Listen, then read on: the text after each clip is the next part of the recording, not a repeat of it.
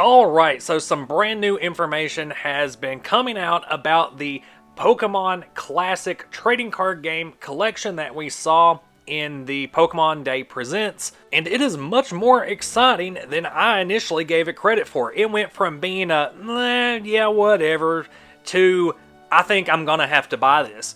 This new info is coming from the Japanese site as well as a blog post that the English Pokemon company put up, but we do get a closer look at the accessories that come with the kit. You get these really nifty traffic cone damage markers that actually stack up. I much prefer this to the little punch-out cardboard ones, or even just using dice as a way to keep track of damage. I hope that this becomes the new standard for organized play. On top of that, each player gets 3D burn and poison counters. I'm a big fan of those as well, and the little marble contraption works the way that I speculated, which is whenever you need to flip a coin, you pick up one of the little balls, you roll it down the ramp, and if it lands in one of the sections that has the white mark, that's heads.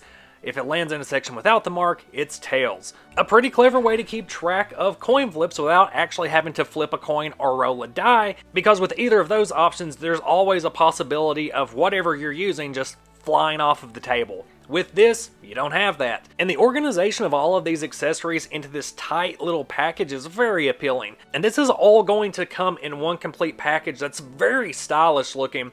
On top of the accessories, you also get these 3 different deck boxes for the 3 structure decks that are going to be included. More on those in a minute. The included board folds out into a playmat. The accessories come out of that. It looks like a sleeved pocket.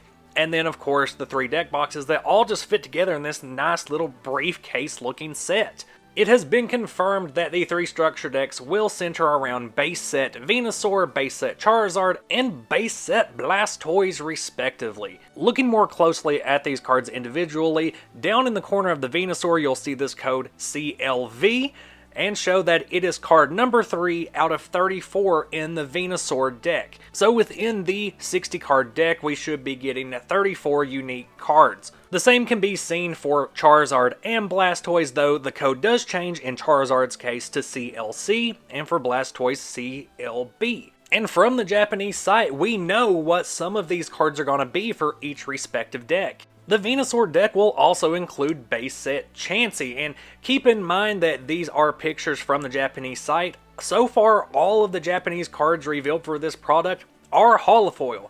It's not been confirmed that that's the same for English, but we can assume that we will probably get a similar treatment in that all 180 cards included in this set will be holofoil. Although it didn't show it in the trailer or even hint at it, we're not just getting base set cards. We're not even just getting old cards in this. We're getting some brand new cards. The Venusaur deck will also include the tool card Sunseed, which will increase the damage dealt by Venusaur by 100 damage. That is very nice. The Venusaur deck will also include a new Lugia EX, with an attack that should complement the playstyle of Venusaur, as well as an attack that just does a big old chunk of damage. For the Charizard deck, we see a reprint of base set Pikachu with yellow cheeks, a new Ho-Oh EX, which once again has an attack that synergizes well with base set Charizard, and then a secondary attack to just deal a big chunk of damage. And the Pokemon tool card Blazing Charcoal, that when attached allows Charizard to deal 100 extra damage to your opponent's active Pokemon. For the Blastoise deck, we are getting a reprint of base set Mewtwo, though this is not a direct reprint. As you notice, the HP has been adjusted. It looks like the attacks have also been adjusted to be more in line with the Evolutions reprint of the card. To pair with the Rain Dance, we have a Suicune EX, and I kind of waited until this card to talk about how within the artwork, there are card effects going on throughout the entire card, including the border, and it's most apparent here with this Suicune EX, where the swirls of water are just all over the card, and it gives the entire card this really cool aesthetic. Suicune's Aqua Lift ability gives it free retreat as long as it has a water energy attached, and for 3 colorless you can use Crystal Blast, which does 60 damage plus 30 more for each water energy attached to Suicune with no upward limit.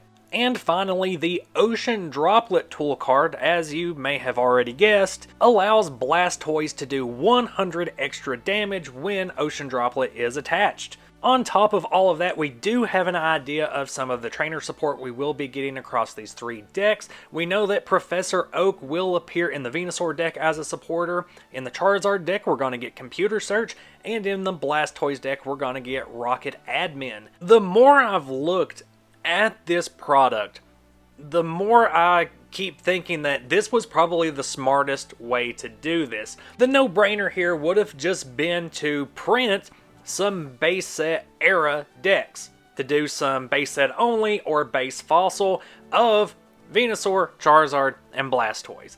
Now, what would have happened there would be people would buy it for the product appeal, to get the holographic cards to snag those big 3 starter Pokemon, but the decks wouldn't have been fun to play with. They wouldn't be balanced because clearly we all know that Blastoise is the best out of those 3. The Blastoise deck would have just been the best one. Instead, what they've done is they have printed those 3 Pokemon as is, no changes, sticking strictly to nostalgia, and included a bunch of other cards in these structure decks to beef them up, to make them more viable against one another. It is genius. On top of that, the presentation is great, the aesthetic is great, all of the new accessories are amazing. I think the Pokemon Company completely missed the mark with that weird trailer they put out of just 2 people showing up at a room and smiling at Pokemon cards. I don't think that sold this product at all.